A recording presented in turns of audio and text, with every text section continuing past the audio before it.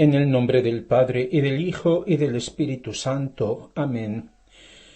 Rebosan gozosas palabras de mi corazón. Al Rey le canto mi poema. Hijas de reyes están entre tus predilectas. A tu derecha la reina, vestida con oro de Ofir. La hija del Rey, la pequeña hija del Rey, es sobremanera espléndida. Con ella las vírgenes sus compañeras son conducidas a ti. Llevadas con júbilo y alegría, entran juntas en el palacio del Rey. Hermanos míos, esta es una cita del Salmo 44. ¿Por qué he hecho esta cita en que se habla de la hija del Rey?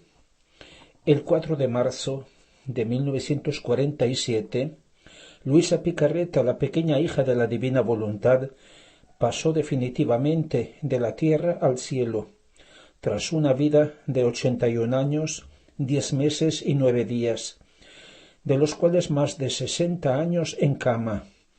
Era su habitual estado. Murió al final de la noche, a la misma hora en la que todos los días el sacerdote la llamaba, por obediencia, a volver a la vida, de su estado de muerte. Ya han pasado desde entonces 76 años. Luisa ha escrito, entre otras cosas, Las horas de la Pasión, La Virgen María en el reino de la Divina Voluntad, y sobre todo los 36 volúmenes a manera de diario, a los que el Señor ha dado como título El reino de mi divina voluntad en medio de las criaturas, libro de cielo, el llamado a la criatura, al orden, a su lugar y a la finalidad para la que fue creada por Dios.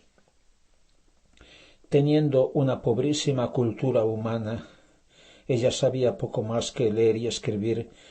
Tuvo que escribir sólo por obediencia a la Iglesia, a sus confesores, sin ocultar lo que sentía, sus reacciones humanas, a veces provocadas por lo que otros decían.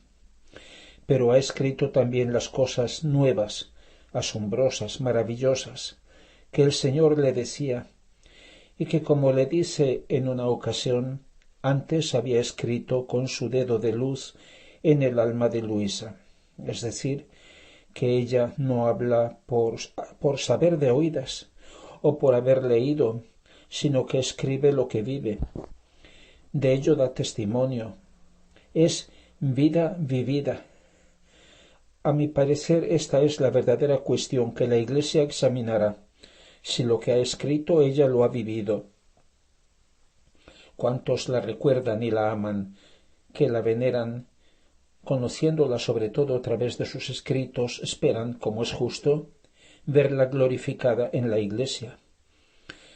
Como fruto de sus deseos y oraciones, el Espíritu Santo hizo que su causa de beatificación se abriera el 20 de noviembre de 1994. De manera que por ahora, Luisa Picarreta, la pequeña hija de la Divina Voluntad, es oficialmente sierva de Dios. Me ha parecido justo y necesario reflexionar sobre esta paradoja, a la luz de la divina revelación y de las palabras de la misma Luisa, que dice: me parece que quieren hacerme sierva en tu casa, si pensasen adquirir méritos. No quiero ser sierva, sino hija. Ambos títulos, sierva o hija, son perfectamente compatibles, pero considerándolos en dos sentidos diferentes, como ya hemos visto tantas veces. Hija en vez de sierva, sierva en vez de desobediente o rebelde. Mi esperanza es, y entiéndanme bien, no tanto que Luisa sea glorificada por la Iglesia, sino que la divina voluntad sea glorificada en la forma como el Señor la manifiesta en la vida y por consiguiente en los escritos de Luisa. Que, como ella dice en su carta, la Iglesia reciba este alimento celestial con el que resucitará en su máximo triunfo. Glorificar la divina voluntad que no quiere decir aprobarla, sino acogerla con júbilo, con gratitud, con amor, llevará consigo como justa consecuencia glorificar también a la sierva de Dios Luisa Picarreta, reconocer el papel y la misión única, extraordinaria, que Dios ha querido asignarle en su proyecto de amor, y reconocer la fidelidad con la que ella ha respondido.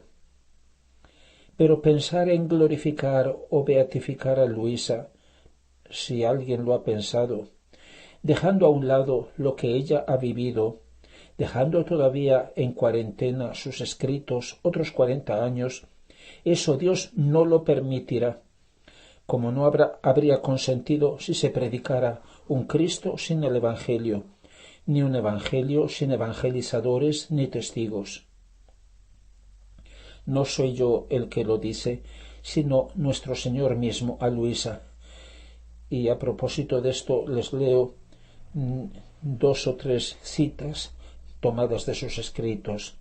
Esto que le dice el 4 de mayo de 1925.